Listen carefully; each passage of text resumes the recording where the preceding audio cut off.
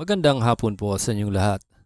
Narito na po ang resulta ng Lotto ngayong 5 p.m. draw, May 30, 2026 para sa mga games na 2D Lotto at 3D Lotto. Para sa 2D Lotto 5 p.m. draw, ito po ang mga winning numbers: 19 and 30 in exact order.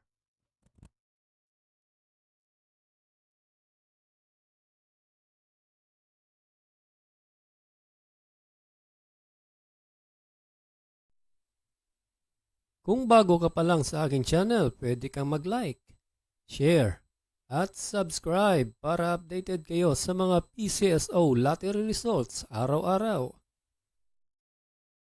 At para sa 3D Lotto, ito po ang mga winning numbers: 0, 4, and 2 in exact order.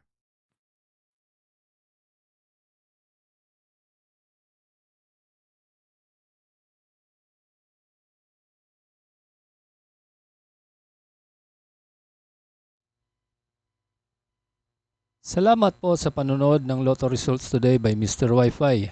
Good luck at maglaro ng responsable. Huwag kalimutang mag-like, share at subscribe. Hanggang sa muli, paalam po sa inyong lahat.